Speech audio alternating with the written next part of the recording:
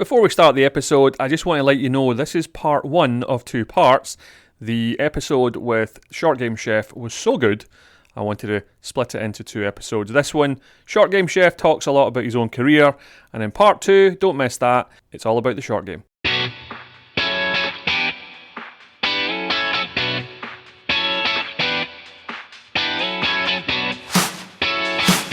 Welcome back to the Real Life Caddy Podcast. This is Big G. This is episode, I believe, 167.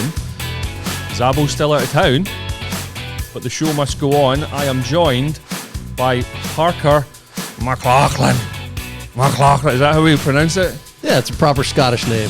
I thought it was a GH, it's a CH, but yeah. Probably got transferred when we came over. You know why the original McLachlins were thrown out of Scotland? No, why? Crimes against sheep. A wee bit of sheep shagging's okay, Parker, but the McLachlins were taking it to the extreme. So, yes, Parker McLachlin, if you don't know him, a.k.a. Short Game Chef. So, if you're an amateur golfer, which most of you are, and you've got a horrible short game, he's going to tell us all about his life as a golfer, and then give you some tips on how to improve your short game. Parker, I met you a few years ago. Thank you for coming on. Absolutely. Love being here, and it's a cool spot you got here at the Pacheco Club. Thank you.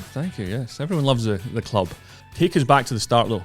You were born in Hawaii, correct? Yeah, born and raised in Hawaii. Yeah, I mean, I was obviously McLachlin is not really a Hawaiian name, so I sort of stood out a little bit, like a sore thumb. Yeah, but loved growing up there, and ended up going to school at UCLA. I had a decent high school career with golf, but I also played basketball and volleyball. Why did you grow up in Hawaii? Parents lived there for? Yeah, my dad graduated high school there. He then went to Stanford, and then he moved back, and then started teaching/coaching at the high school he graduated from. Basketball? Coached basketball and volleyball. Okay. Yeah. And he had a streak of like 220 games in a row that they won in volleyball. Like something like 11 years in a row they won.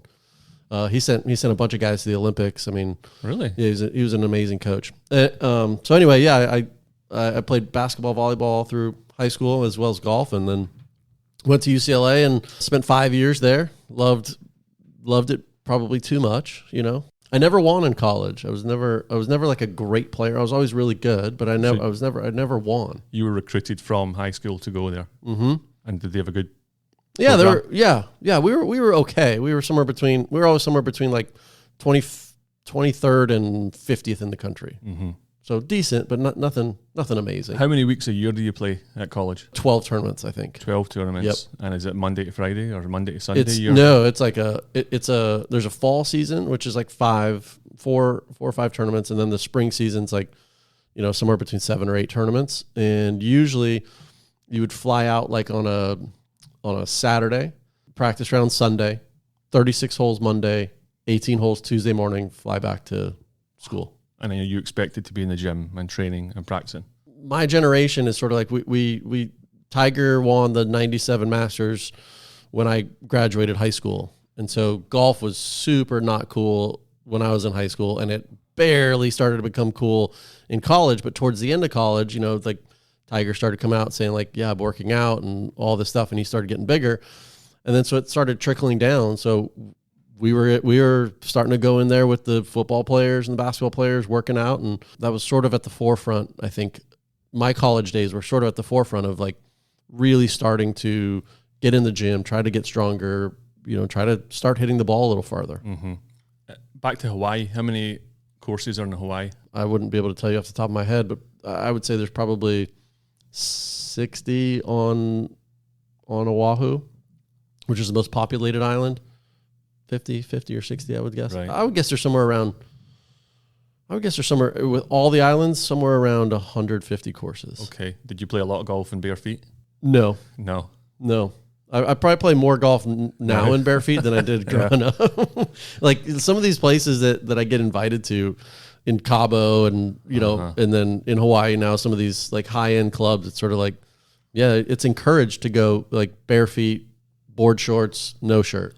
What do you think of that? There's a time and a place for it. Yeah. I think it's not serious golf. That's for sure. You got to have a cocktail in your hand while you're doing it. Yeah, I once caddied for a woman with and she did it in bare feet. I think feet are disgusting and probably one of the worst parts of a body. But first tee, and she flips them off the shoes, and I thought, I just didn't feel comfortable with it. Rocco Mediate, he'll go out there in like his sort of Birkenstock type of. I wouldn't even call them Birkenstocks. It's like, they look like Jesus slippers. Yeah, it's got the little like wrap around his like big toe.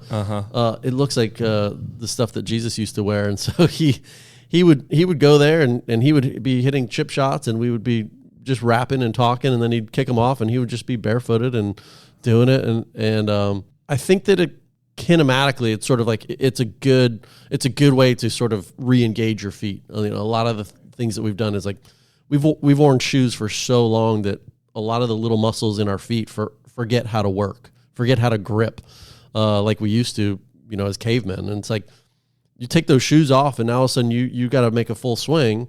You got to grip the ground, and I think that gripping has kind of gotten forgotten about, and it's kind of fun. I think it wouldn't be a bad idea to like once in a while take your shoes off and hit a couple of pitching wedges, hit a couple 7-irons, and just see. People might really, really slip, or you might start getting like cramps in your arches because you've never gripped that much. I had a guy last week, and he kept on slipping. He's got the $400 shoes. It says a lot about his swing that he's slipping. Yep. My swing personally, I could play with shoes, trainers, nothing. Or and it says a lot about the swing. I never thought about that. Well, I mean, he's probably not slipping in the right way as like Scotty Scheffler slipping.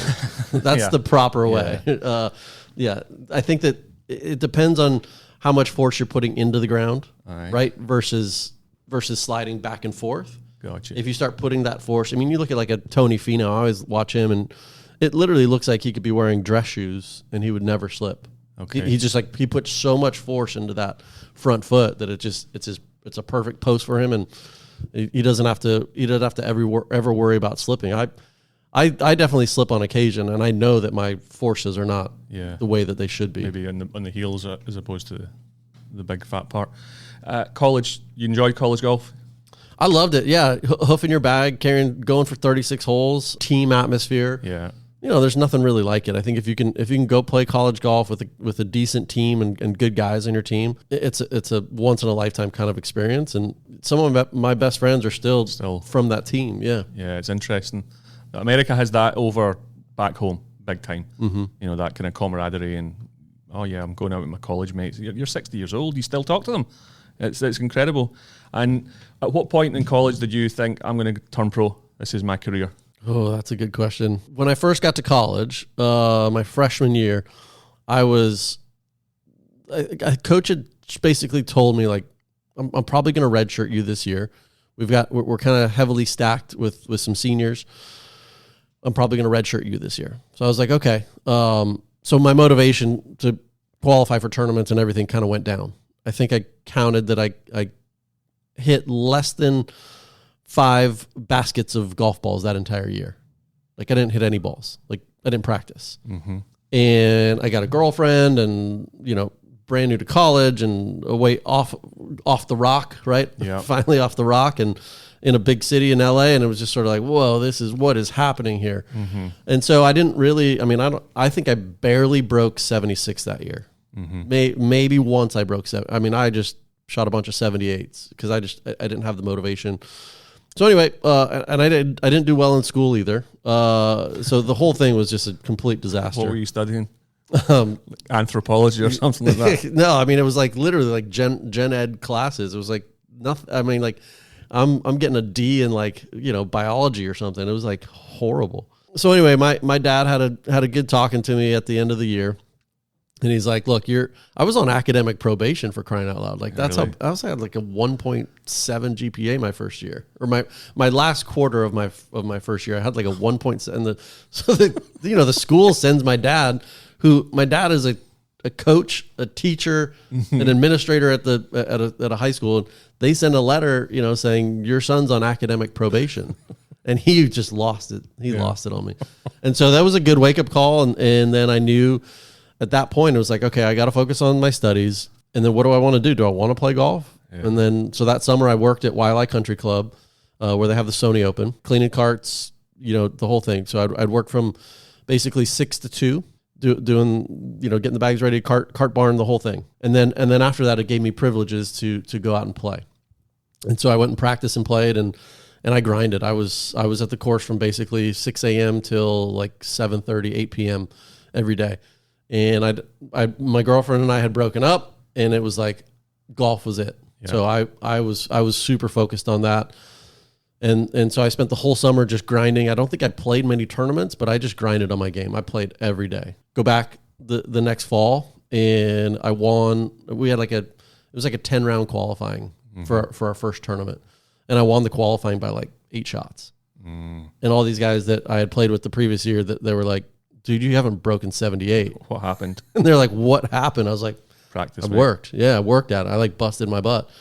And so I think for basically the next 4 years, I didn't miss a tournament. I was in the lineup for every tournament, playing 1 or 2 for the next 4 years. So yeah, that was kind of like the reason I went back is like, I didn't think I was going to be a professional golfer after my freshman year. Mm-hmm. But then the next 4 years, I started to get a little bit of belief that I would play professionally. And again, like I said, I never won. I finished second a couple times, but I never won. But I was always sort of somewhere between 8th and 25th, sort of every tournament or whatever. So any well-known guys you played with in your team? John Merrick, who won on tour, was on my team, and then Travis Johnson, who started Travis Matthew. Oh yeah. Travis was on the team as well. Those are probably the two guys that you would recognize the most. Yeah. Okay. And who were you playing against? Do you remember any? Oh yeah, I mean, it must be stacked, huh? Some of the teams, yeah. I mean, like the Arizona State teams at the time had like Paul Casey, who's obviously like incredible. Matt Jones, who played PGA Tour Live. Australian guy? Australian. Yeah. Jeff Quinney, who played on PGA Tour for a long time. Jin Park, who played on the PGA Tour. They had legitimately 5 guys that on their starting lineup that played on the PGA Tour. Like they were stacked. But yeah, we had a lot of Ricky Barnes on U of A. We got paired together. I got paired a lot with Matt Kuchar, Bryce Mulder from Georgia Tech, and a lot of those guys like Ricky Barnes, like he and I were in each other's weddings. Matt Kuchar, we're still great friends to this day. Bryce Mulder, we live right down the street. Like a lot of these guys from college golf, it's like we developed this friendship that has just sort of lasted for 25 years, It's pretty neat. So you probably get to the last year of your college and go, I'm going to be a pro. Is that the kind of thought process, or? Yeah, that was sort of the thought process. And then I had wrist problems. And so my last year and a half of playing, I had broken my wrist in high school, and there was a bone fragment that had chipped off. Ooh. And it had calcified and gotten bigger and bigger, and then it rubbed up against my TFC. What's your TFC? It's like one of the bands that sort of attaches, like a ligament or something. Like a ligament that attaches, and so anyway, it was really painful. I had 3 cortisone shots my last year, and I was just like, I couldn't even hit a driver. Like the longer the club, the more it hurt. And so I played my senior year without a driver in my bag, just a 3-wood. Yeah, I ended up playing okay, but nothing, not to my potential. Obviously, when you're giving up that much yardage every hole. And so I went and got surgery on it right after I finished, and I was in a cast for about 6 months. Not a cast, but I couldn't play golf for 6 months. Cast for like at least 2.5 months. Bunch of rehab. Didn't touch a club for 6 months, but in that time, I met a sports psychologist in Hawaii. And this guy was a world-renowned sports psychologist, had worked with people like, who's that famous diver? Greg Louganis? Oh, the one that cracked the back of his head. Yeah. Oofed. Yeah, I remember that. He had spent some time with Greg Louganis. He had spent some time, he had a school at Juilliard School of Music. He had a class there that he taught, a performance class. He worked with day traders at at JP Morgan Chase. He worked with day traders, teaching them how to make these trades with no fear, no doubt, and just full belief. And then 9/11 happened, and then he became a grief counselor for all those people. And then he ended up moving to Hawaii. He was just like, man, I've done this for 6 months. I need a break from the grief counseling. It was so sad and everything. And so he moved to Hawaii, and that's sort of basically when I had gone back to Hawaii after my wrist surgery, and we met, and that was really what changed my trajectory, was spending time with him. And so while I was, what did he talk about? Yeah, so we met and through a mutual friend, and he said, what is it that you want to do? I was like, if I can come back healthy from this surgery, I want to play professional golf. And so he said, all right, well, if you're interested, like, you have time on your hands, you got nothing to do, you read some books. Here's some books. And so we went through a whole curriculum from Maxwell Maltz, Psychocybernetics, a lot of Wayne Dyer books. And we just went through the whole progression of what he sort of prescribed. I'd read a book, and then we'd meet for an hour and talk about it. And I'd read a book the next few days, and we'd meet for an hour and talk about it. So at the end of this 6-month time frame, I had read 20 books, maybe more. And so I knew how to program my mind. I knew the things that would work and not work. So I'll remember it clear as day. We were at this course called Hawaii Kai Par 3. We go and we sit and we talk about this sort of final book, and I'd finally gotten the okay to start putting. And we go to this, we sit and we talk for a bit, and then he said, look, if you're okay to putt, let's go outside and try some of this stuff out. And so we go outside to this putting green, and it is a dog shit putting green. I mean, it's like Bermuda grass, but it's going every which way, and it's just not, it's rolling it like a 7, and it's bouncy and everything. And so we go to this, we pick a 20-footer, and we start talking about routine and start visualizing, and we start really working on some of the stuff we've been talking about for months. And now I can actually do it. And I'm starting to visualize it. And he's like, you're not allowed to walk into the putt until you really, really see it clearly. You walk in, I want you to make a really intentional rehearsal stroke, not a practice stroke, a rehearsal stroke. Really rehearse it and feel it. Feel the putter hitting the golf ball. Feel it coming off the face. See it traveling on that line and see it going in. And he's like, you're not allowed to step into the ball until you've made a stroke that feels like a green light. I made that one. Do it. It takes me 4 or 5 or 6 really, really intentional rehearsal strokes before I get the green light. He's like, if you get a yellow light or a red light, take another stroke. And it took me the first one, it was probably 6 or 7 of these strokes. I'm like, God, this is, I can't. I felt like I missed it left. I felt like I left it short. I felt like I hit it too hard. So finally I was like, I got it. Boom, I hit it. He's like, now step in and repeat. Step in, one look, back, repeat, hoop this 20-footer. I was like, holy shit. Get the next ball. We had 3 balls there. Next ball, same thing. I went through the same process, looked at it from behind, could really visualize the line, almost like I was seeing a dew line running into the hole. I mean, you guys see the dew lines all the time out here. And it's a great visual. And so I would see a dew line running into the hole.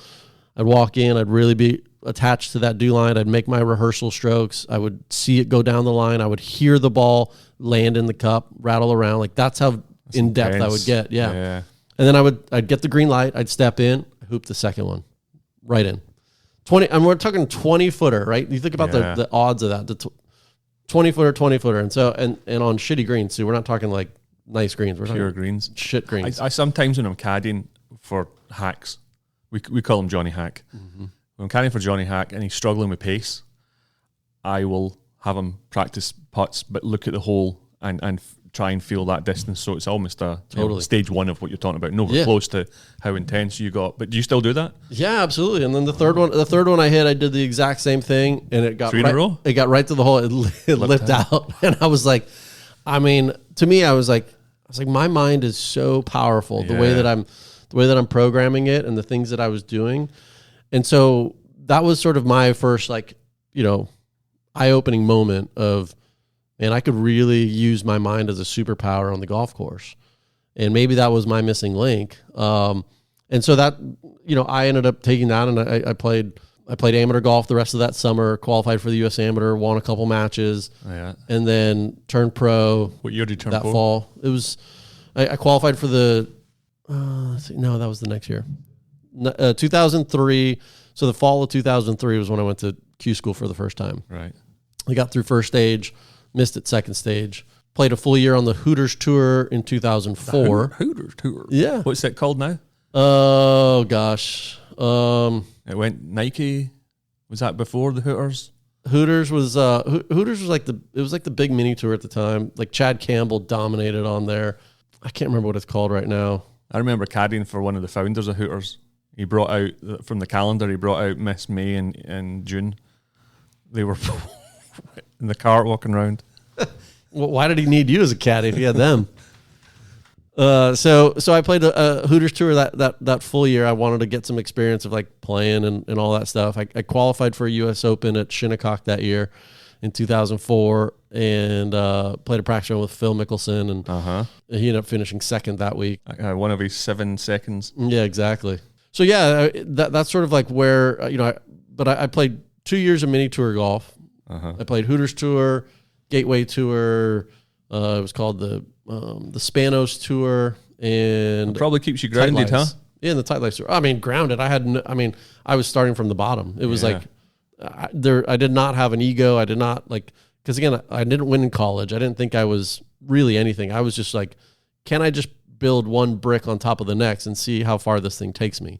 And that's sort of what the attitude was. And so I won on every mini tour I played on in those 2004, 2005. I won on every mini tour I played on. I was like, I never won in college at all. And now I'm like winning on these mini tours and like, winning by a hand. Like some of them I would win by 5 or 6 shots. Like it was like I would go like, and again, it would go back to that putting thing. It was like I wouldn't putt with fear or doubt or anything. And when I would start making putts, it was on. Yeah. And I would make putts from everywhere. So that became kind of a bit of my superpower. And then 2006, I ended up, getting onto the Corn Ferry Tour, is what they call it now. It was the nationwide tour back then.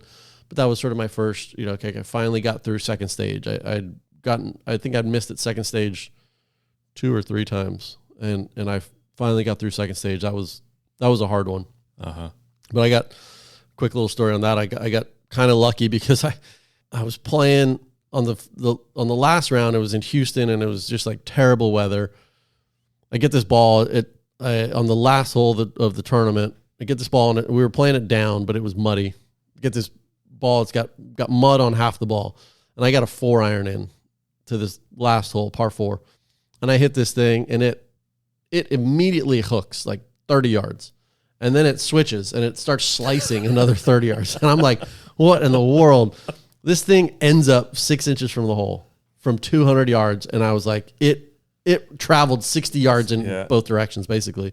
I tapped that in. I ended up making it on the number. Wow. Because of that. That's tremendous. It got me through to final stage. At final stage, I ended up birdieing 3 of my last 5 holes to be like actually on the number to get my PGA Tour card. And then a couple guys came in and I ended up just missing by 1. But I felt like I did everything I needed to do. You don't get PGA Tour, but you then got the nationwide. Okay. Yep. So I got full status there, played a full year out there, had a couple second place finishes, and I finished 27th on the money list there, 29th on the money list. And then that got me back into final stage of Q School. Yeah. Final stage of Q School again. And I'm paired in the on the 6th round at PGA West stadium course, water lurking everywhere, like a true test. And I get paired with Glenn Allday, and Chris Tidland and myself. And I was not a fast player. Glenn was not a fast player, and Tidland was not a fast player. And we get put on the clock on the 6th round, right, of tour school. We're in like 15th place or something. We're all like have a chance to get our tour card. Yeah. And we get put on the clock on the 10th tee box. We played the entire back 9 on the clock. We all got through, but it was... Yeah. I mean, it was nerve-wracking. What's the most number of practice putts you've had before you've had the green light? Oh my, yeah. I mean, the thing about it is like if you can start to like at that point I was young to it, so I was still like 3 or 4 strokes like until I got it right, and it's like, boy, I was staying over it for a while. Now I'm at the point where it's like one really stroke. Intentional one, and I can feel if it's right or wrong. I can just envisage you like 15, 16 going. Yeah. I mean, but okay. Yeah. But again, you get all that pressure, right, of Q School, and you're playing these really difficult golf courses. You get all that pressure, and now all of a sudden it's like, I can't feel it. Like your brain stops working, right? It disappears. All your feels go away, and it's like, oh my gosh, I was relying on my feel, and now all of a sudden it's gone. How do I get it back? And if I take just a few more practice strokes, or rehearsal strokes, I'll be better. And it's like, you just still don't get that feeling. I was talking to Rich Beam about that and how golf, it just can literally, the switch from one hole to the next or one shot to the next, it just disappears. Totally. And it's that's the mental side though, I guess. So the confidence. How long did you play PGA Tour then? So then I ended up getting my tour card in, I played 2007. I won in 2008. I played 9 and 10, full status. And then from basically 11 through 2023, played anywhere between like 2 events and 12 events. Yeah. I think I played like 12 events in 2018. I played a full season on the Korn Ferry Tour, maybe the year before that. So like, I mean, I still played. I just didn't really have like full status on the PGA Tour, but I would still play. I would still get into a few, like in 2023, I still got into 2 events. And, I think in 2023, I shot 69.72 at the Sony Open, 69.72 at Puerto Rico. And I missed the cut by 2 at both. And I was like, man, they're good. These guys are good. That's a good, about as good as I could play considering how little I was practicing. Yeah. And I still missed the cut by a couple. What one did you win? I won the Barracuda at Reno. The Barracuda. Mm-hmm. And you won by a lot? I won by a lot. Yeah, I won by a touchdown. 7. When? At what point do you know you've got it in the bag? After I hit my tee shot on 18. That's because again, you're just kind of looking at it and you're like, I striped it that week. I really hit it good, and then I mean I knew I was going to win before I even went to the tournament, and I striped it. I knew exactly where my golf ball was going. I had full control. I was making putts. We got to about 17 on Saturday, and all of a sudden I hit one a little low and on the heel with an iron shot, and I was like, ugh. I think that feeling that I had been having went away. Okay. Like that really good feeling, it just disappeared. So then I didn't hit a good shot on 18 as well. And so it was just like little heel, little low on the face. And I'm like, that's that handle drag that I hate, that I can't, like knees drive, handle drags. Hosel comes into play real quick. So anyway, I got a 6-shot lead going into Sunday. I don't sleep a wink. Right. And I've got like a 2 o'clock tee time on Sunday, but I don't sleep a wink. I'm just thinking about, again, as much as and that's the thing, as much as I had trained my mind, all those negative thoughts still came in. Mate, you ever hear the Podrick Harrington story about Carnoustie? Tell me. So he's on 18T. He played in the Walker Cup in the late 80s. He'd spent 1.5 million euros on sports psychologists. And because he won the Open, it was 2008, he won it at Carnoustie, yeah. They asked him what his swing thought was on 18, and he said, I thought about, let's say it's 1989, when I hooked it out of bounds in the Walker Cup. Holy cow. He says that's what you thought on the tee. So it's like, that's it. It doesn't matter how many books you read, how much money you spend, it's still the mind. 100%. It's so powerful. Yeah, so on that Saturday night, I didn't sleep. All I could think about was like, boy, has anybody on the PGA Tour ever blown a 6-shot lead? I'm like, I'm going to be the first. Nick Faldo. Yeah. No, sorry, Greg Norman. Yeah, Norman, yeah. And so all those thoughts kept coming in, and it was just really difficult to push them out. And, you're trying to achieve something that you've sort of dreamt about as a kid. And so I get to the range the next morning on Sunday, or I guess around noon, and I did not hit one warm-up shot on the center of the club face. Did not hit one. And I was just like, this is going to be a long day. I need to gut this out somehow. And so in the front 9, I hit 1 green in regulation, and I 8 for 8 in up and downs. Ooh. Yeah. So, and they have some, like, Montreux is a Jack Nicklaus course, has some similar greens to like Pebble. Really small greens, can get firm. If you miss in the right spots, you can potentially get up and down, but small greens. And so, yeah, 1 for 9 in greens in regulation, 8 for 8 in up and downs. I was even par through 9 holes, and I still had a 6-shot lead. Oh, I mean, it was playing somewhat difficult, a little bit of wind. I preface it by saying that I had a 6-shot lead over second. I had a 9-shot lead over third, and an 11-shot lead over fourth going into Sunday. Like that's how bloodbath. That's how good I was playing. The first 3 days. So anyway, I get to the back 9. I ended up this guy got it within Brian Davis, who was chasing me. The English guy? Mm-hmm. Yeah. Yeah, he got it within 4 after the 11th hole. He made birdie. No, sorry, after I bogeyed 10. He then birdied 11. He made a bunker shot. It kind of like jolted me a bit. I ended up missing my 6-footer for birdie. And then we go to 12. It's a 6-iron up the hill, par 3, and I basically hit it off the hosel into kind of the desert. It was like it's in Tahoe. It's sort of like desert brush type of stuff. Had a shot somehow, chip it out to 20 feet. I make it. He makes par. Go to the next hole. He has an 8-footer for birdie. I hit a 30-yard bunker shot to 7 feet. He misses. I make. And then he ends up making double on the next hole, and I had a 6-shot lead with 4 to play, and I was like, I think I'm okay, but there's still like, water on 16 that I was like, I mean, you could rinse 3 in there real quick because it was a difficult hole, especially with the wind. Who was caddying for you? I actually had a local caddy. So I'd given like my current caddy at the time, Scotty Nizer, who was David Tom's caddy for like a long time, and he and David had sort of split for a little bit. I picked him up, and we were on the road for like 6 weeks in a row, and he was like, hey, are you playing next week? This was Canada. He's like, are you playing Reno next week? And I was like, I don't think so, but I'm not quite sure. He's like, do you mind if I go home? Like, I haven't been home in 6 weeks. And I was like, dude, sure. Absolutely.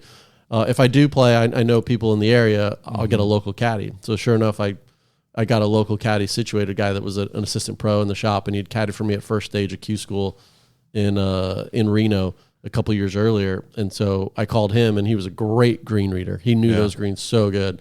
And we just made everything that week. Yeah. Was he good with you in the last 4 or 5 holes? Yeah, he was good. He was really good. He was super calm. Yeah. Didn't say much, didn't over talk, and he was great. And I gave him his 10%. He was attaboy. Yeah, it was cool. Now, when the ball hits the bottom of the cup, what's that elation? How do you feel? Yeah, so that was the only hole I made birdie. I finally hit it on the green. I had a 20-footer. Yeah. And I was just like, okay, I finally, and then it freed me up, and I hooped the putt, and I just, I just screamed. It was like a primal type of like, I finally did it. Like all these fears and doubts are now gone, banished, right? It felt, amazing. Like you can't even describe it, because it's just like, you have no idea the amount of like work it took to like that round in itself. It just felt like it was like a fight from the very beginning, and it just felt like it took everything I had to just like hang in there. Yeah. I don't think amateur golfers really grasp how hard professional golf is, the different levels. He's a good player. He's always shot 66. Sorry, not good enough. Yeah. You need to be shooting 61, 62. And then once you get to the tour school and the different mini tours and the pressure and whatever, and then you get to the pinnacle, it's no one, and to hold it together. Yep. Like you're saying until the very last hole, that's when you knew. Because you have to remember, like, it's not only are you trying to beat the best players in the world, but you're also, with a 6-shot lead, you're also thinking like, God, I just don't want to embarrass myself. Like, what if I lose this lead? What if I just all of a sudden get the shanks in the right? Like, what if I develop the yips? Like, these things pop into your head, even as good of players as we are. Like, these things will pop into your head, and you have to like have a mechanism to have them pop in and then send them out. And I think, a lot of times amateur golfers, when they get in that type of situation, if they're playing a pro-am with a lot of people out there watching, it's like they might get in their own way, and they may never be able to overcome that type of like negative thought process. And that's a big thing. I think, golf is such a mental game. Obviously there's so much technique involved in it, but at the end of the day, you could have the greatest technique in the world and you have some fear and some doubt that creeps in there. Correct. It's game over, right? Now, at what point do you make the switch from, being full-time professional to coaching? Like, I'm guessing that short game was your best part of your game. Yeah. It was always the best part of my game. It was about 2019. I had a caddy friend that was caddying for me in a lot of these sort of like, I'd get into 5 or 6, 7 events. And so a caddy friend would sort of, he would caddy for me in these tournaments. And he was like, man, we we were just hitting balls one day at TPC, and he's like, you know, like, your short game is so good. He's like, there's like internet coaching that's going on right now that's really getting popular. Like, you should do some stuff on short game. And like, I was like, dude, I'm not even on social media. Like, I think it's toxic. Yes. He's like, why don't you just like, I'll film 10 videos for you. We'll start an Instagram account for you, and let's just do it. And so this guy's name's Doug Schwimmer. He got to give him a shout out. Dougie. Yeah. Do you know Dougie? Yeah. No, I don't know Dougie, but sounds like a good lad. Yeah. So Schwimmer. Yeah, Schwimmer. And so he filmed these things for me, and he said, all right. He said, let's create your account, and what do you want to call yourself? And McLachlin. I was like, it's not going to be my name? He's like, no. You got to come up with something catchy. Yeah. I was like, all right, well, these videos are only going to, I'm not going to talk about full swing because I still haven't figured out my full swing. So we're going to talk about short game. So it's going to be short game something. And I didn't want it to feel like it was very like self-serving. So I didn't want it to be like, oh, short game guru or short game wizard or short game master or short game genius, right? Yeah. That felt very self-serving. I wanted it to be something where it's like, no, like I want to give something away. I want to make golf somewhat easier, share some of the tour secrets that I've developed over the years, that I've learned from fellow tour professionals, guys older than me that shared their wisdom and knowledge with me. So a chef is always sort of giving away his recipes, right? And in every single recipe, there's certain types of ingredients. Yep. In every sort of shot around the green, there's a certain recipe to hit this shot correctly. Ooh, interesting. And there's certain ingredients that go into that. If you're gonna hit a high, soft shot from the rough, you need certain ingredients. Like, you need an open club face. If you play this shot back of the stance, handle forward with a shut club face, you will never. Those are not the right ingredients to create the dish that you want to create. Correct. And you need certain utensils. Certain utensils. Oh, exactly. Right. Lovely. So you went from McLachlin to the short game chef, short game specialist. We're going to have a short break, Parker, and then we'll come back with a bunch of questions that you can help the listeners with understanding, and then also hopefully improve their game. Let's do it.